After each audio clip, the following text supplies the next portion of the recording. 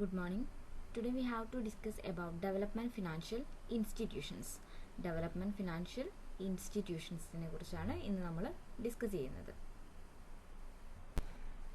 Development financial institutions എന്ന് പറഞ്ഞിട്ടുണ്ടെങ്കിൽ law capital പ്രൊജക്ട്സിനും അതേപോലെ തന്നെ കൊമേഴ്ഷ്യൽ ലെൻഡേഴ്സിൽ നിന്ന് ഫണ്ട് ലഭിക്കാത്ത ആളുകൾക്കും ഫണ്ട് പ്രൊവൈഡ് ചെയ്യുക എന്ന ലക്ഷ്യത്തോടു കൂടി പ്രവർത്തിക്കുന്ന ഗവൺമെന്റ് ഓൺഡ് ഓർഗനൈസേഷനെയോ അല്ലെങ്കിൽ ചാരിറ്റബിൾ ഇൻസ്റ്റിറ്റ്യൂഷനെയോ ആണ് നമ്മൾ ഡെവലപ്മെന്റ് ഫിനാൻസ് ഇൻസ്റ്റിറ്റ്യൂഷൻസ് അഥവാ ഡെവലപ്മെന്റ് ഫിനാൻസ് കമ്പനീസ് എന്ന് പറയുന്നത്. ഒരു രാജ്യത്ത് സംരംഭകത്വം കൂട്ടാനും അതേപോലെ തന്നെ വ്യവസായവൽക്കരണത്തിനും മൂലധന രൂപീകരണത്തിനും എല്ലാം പ്രോത്സാഹിപ്പിക്കുകയും അതിനെ ത്വരിതപ്പെടുത്തുന്നതിനുമുള്ള ഒന്നായിട്ടാണ് ഈ വികസന ബാങ്കുകൾ അല്ലെങ്കിൽ ഡെവലപ്മെന്റ് ബാങ്കുകൾ പ്രവർത്തിക്കുന്നത്. വ്യവസായവും വാണിജ്യവും രാജ്യത്ത് വളർച്ച പ്രാപിക്കുന്നതിന് വേണ്ട മാർഗനിർദ്ദേശങ്ങൾ, ഇടക്കാലത്തേക്കും ദീർഘകാലത്തേക്കും ലഭ്യമാകുന്ന വായ്പകൾ, ആധുനിക രീതിയിലുള്ള സാങ്കേതിക വിദ്യകൾ ഉപയോഗിച്ചുകൊണ്ടുള്ള സംരംഭങ്ങളെല്ലാം തന്നെ ഈ വികസന ബാങ്കുകൾ അല്ലെങ്കിൽ ഡെവലപ്മെന്റ് ബാങ്കുകളുടെ പ്രവർത്തനത്തോടു കൂടിയിട്ട് സാധ്യമാകുന്നുണ്ട്. അപ്പോൾ ഇതാണ് ഡെവലപ്മെന്റ് ഫിനാൻഷ്യൽ ഇൻസ്റ്റിറ്റ്യൂഷൻ എന്ന് പറയുന്നത്. ഒരു രാജ്യത്തിന്റെ സമ്പദ് വ്യവസ്ഥയിൽ വളരെ പ്രധാനപ്പെട്ട പങ്കാണ് ഈ ഡെവലപ്മെന്റ് ഫിനാൻഷ്യൽ ഇൻസ്റ്റിറ്റ്യൂഷൻസിന് വഹിക്കാനുള്ളത്. ഡെവലപ്മെന്റ് ബാങ്കുകളുടെ സാമ്പത്തിക പ്രാധാന്യവും പങ്കും കണക്കിലെടുത്ത് ഇന്ത്യയിലെ ധനകാര്യ സ്ഥാപനങ്ങളെ 4ആയി തരംതിരിക്കുന്നുണ്ട്.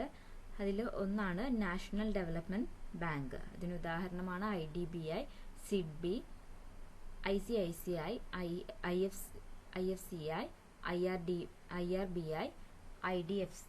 ഇതൊക്കെ നാഷണൽ ഡെവലപ്മെന്റ് ബാങ്ക്സിന് ഉദാഹരണങ്ങളാണ്. ഏതൊക്കെയാണ്? IDBI, SIDBI, ICICI, IFCI, IRBI, IDFC. ഇത്രയും നാഷണൽ ഡെവലപ്മെന്റ് ബാങ്ക്സിന് ഉദാഹരണങ്ങളാണ്. ഇനി രണ്ടാമത്തെ കാറ്റഗറി എന്ന് പറയുന്നത് sector specific financial institution. Sector specific financial institutions അതിന് ഉദാഹരണമാണ് TFCI, Exim bank, NABARD, HDFC, NHB.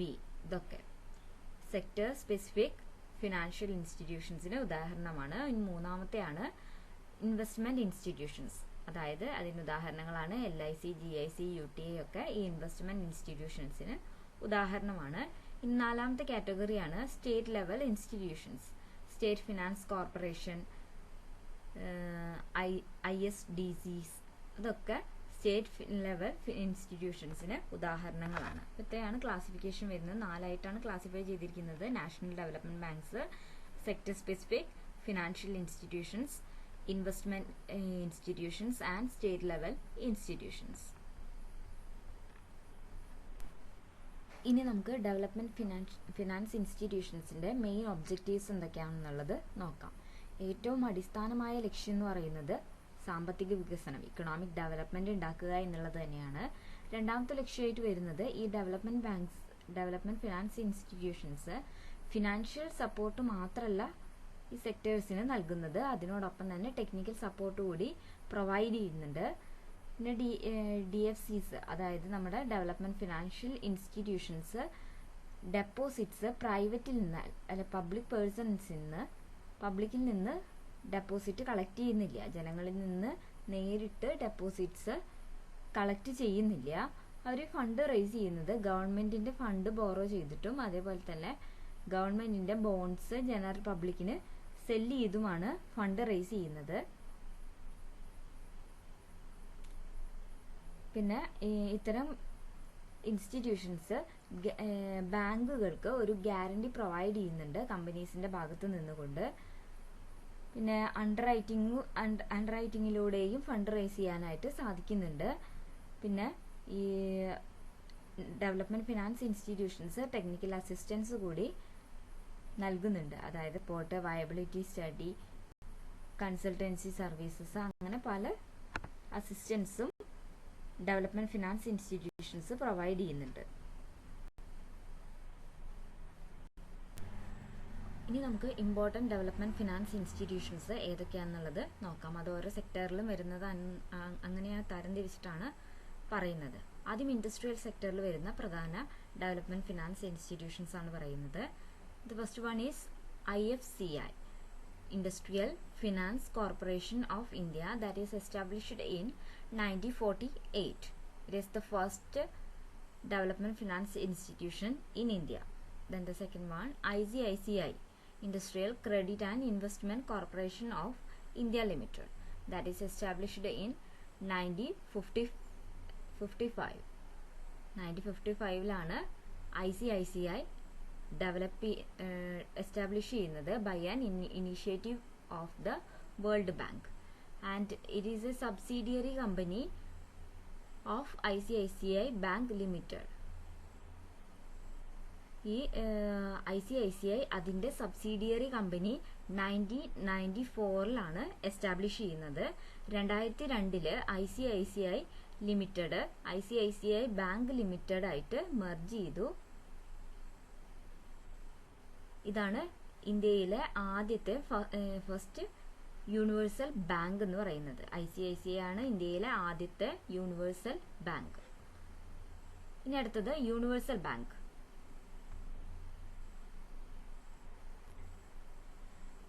ഇനി നമുക്ക് ഇന്ത്യയിൽ നിലനിൽക്കുന്ന പ്രധാന ഡെവലപ്മെന്റ് ഫിനാൻസ് ഇൻസ്റ്റിറ്റ്യൂഷൻസ് ഏതൊക്കെയാണെന്നുള്ളത് നോക്കാം. അത് ഓരോ സെക്ടർ വൈസ് ആയിട്ടാണ് തന്നിരിക്കുന്നത്. ആദ്യം ഇൻഡസ്ട്രിയൽ സെക്ടറിൽ വരുന്ന പ്രധാന ഡെവലപ്മെന്റ് ഫിനാൻസ് ഇൻസ്റ്റിറ്റ്യൂഷൻസ് ആണ് പറയുന്നത്. ആദ്യത്തെ IFCI industrial finance corporation of India.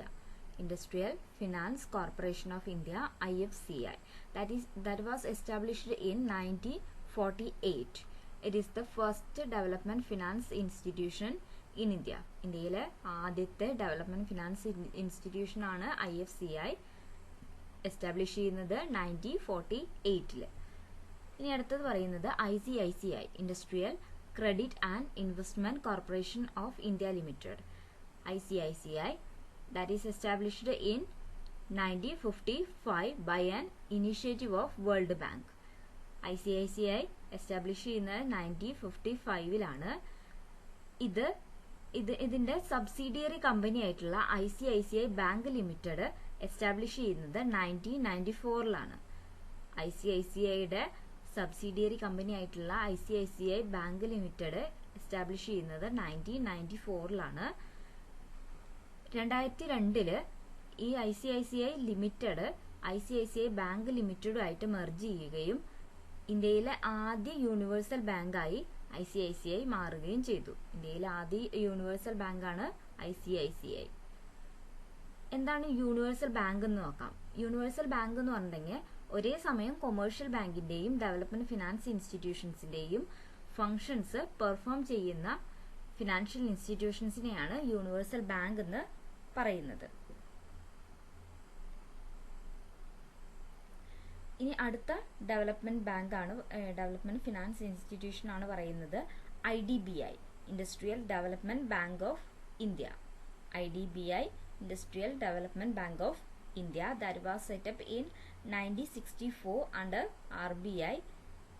ഇതിന് ഓട്ടോണമി പവർ കിട്ടുന്നത് 1976 1976 ഓട്ടോണമി കിട്ടി. അതിനു മുന്നേ 1964 ഇത് എസ്റ്റാബ്ലിഷ് ചെയ്യുന്നത്. ഈ IDBIക്കാണ് എല്ലാ സെക്ടേഴ്സിലേക്കും ആഡിക്വേറ്റ് ക്രെഡിറ്റ് ഫ്ലോ വരുന്നുണ്ട് എന്നുള്ളത് ഉറപ്പുവരുത്തേണ്ട ഉത്തരവാദിത്തം ഈ IDBIക്കാണ് ഉള്ളത്. ഈ IDBIയും യൂണിവേഴ്സൽ ബാങ്കിങ്ങിലേക്ക് കൺവേർട്ട് ചെയ്തു. 2003 യൂണിവേഴ്സൽ ബാങ്ക് ആയിട്ട് കൺവേർട്ട് ചെയ്യുന്നത്. അപ്പോൾ IDBIനെ കുറിച്ച് പറയുകയാണെങ്കിൽ IDBI industrial development bank of India, that was set up in 1964 under RBI and it was granted autonomy in 1976. Autonomy power കിട്ടുന്നത് 1976. പിന്നെ ഒരു ഇക്കോണമിയിലെ എല്ലാ സെക്ടേഴ്സിലേക്കും ആഡിക്വേറ്റ് ക്രെഡിറ്റ് ഫ്ലോ ഉണ്ട് എന്നുള്ളത് ഉറപ്പുവരുത്തേണ്ട ഉത്തരവാദിത്തം IDBIക്കാണ് ഉള്ളത്. IDBI യൂണിവേഴ്സൽ ബാങ്ക് ആയിട്ട് കൺവേർട്ട് ചെയ്തത് 2003. ഇനി അടുത്ത ഡെവലപ്മെന്റ് ഫിനാൻസ് ഇൻസ്റ്റിറ്റ്യൂഷൻ ആണ് IRCI industrial reconstruction corporation of India. IRCI that was set up in 1971. ഈ IRCIയുടെ പ്രധാന ഒബ്ജക്റ്റീവ് എന്ന് പറഞ്ഞിട്ടുണ്ടെങ്കിൽ വീക്ക് യൂണിറ്റ്സിനെ തിരിച്ചറിയുകയും അവയ്ക്ക് വേണ്ട ഫിനാൻഷ്യൽ അസിസ്റ്റൻസും ടെക്നിക്കൽ അസിസ്റ്റൻസും പ്രൊവൈഡ് ചെയ്യുക എന്നുള്ളതാണ് IRCAയുടെ പ്രധാന ഒബ്ജക്റ്റീവ് എന്ന് പറയുന്നത്. യൂണിറ്റ്സ് ഏതാണെന്നുള്ളത് കണ്ടുപിടിക്കുക, അവയ്ക്ക് വേണ്ട ഫിനാൻഷ്യൽ അസിസ്റ്റൻസും ടെക്നിക്കൽ അസിസ്റ്റൻസും പ്രൊവൈഡ് ചെയ്യാം. അടുത്തതാണ് SIDBI, small industries development bank of India. Small industries development bank of India, SIDBI establish ചെയ്യുന്നത് 1989 ഈ സിഡ്ബി എന്ന് പറയുന്നത് IDBIയുടെ ഒരു സബ്സിഡിയറി ആയിട്ടാണ് എസ്റ്റാബ്ലിഷ് ചെയ്തിട്ടുള്ളത്. ഇതിന് ഓട്ടോണമി പവർ കിട്ടുന്നത് 1998. അപ്പോൾ ഇൻഡസ്ട്രിയൽ സെക്ടറിൽ വരുന്ന പ്രധാന ഡെവലപ്മെന്റ് ഫിനാൻസ് ഇൻസ്റ്റിറ്റ്യൂഷൻസ് ആണ് IFCI, ICICI, പിന്നെ IDBI, IRCI, സിഡ്ബി. ഇനി അടുത്തത് ഫോറിൻ ട്രേഡിൽ വരുന്ന പ്രധാന ഡെവലപ്മെന്റ് ഫിനാൻസ് ഇൻസ്റ്റിറ്റ്യൂഷൻസ് ആണ് പറയുന്നത്. That is EXIM bank, export import bank. Foreign ട്രേഡിൽ വരുന്ന പ്രധാന ഡെവലപ്മെന്റ് ഫിനാൻസ് ഇൻസ്റ്റിറ്റ്യൂഷൻ ആണ് EXIM bank, export import bank. That was established in January 1982. ഈ ഫോറിൻ ട്രേഡ് ഇൻവെസ്റ്റ്മെന്റിൽ വരുന്ന അപ്പെക്സ് ഇൻസ്റ്റിറ്റ്യൂഷൻ ആണ് ഈ എക്സിം ബാങ്ക് എന്ന് പറയുന്നത്. ഇനി അഗ്രികൾച്ചർ സെക്ടറിൽ വരുന്ന പ്രധാന ഡെവലപ്മെന്റ് ഫിനാൻസ് ഇൻസ്റ്റിറ്റ്യൂഷൻ ആണ് പറയുന്നത്. That is NABARD. National bank for agricultural and rural development. National bank for agriculture and rural development, NABARD. That was established in July 1982.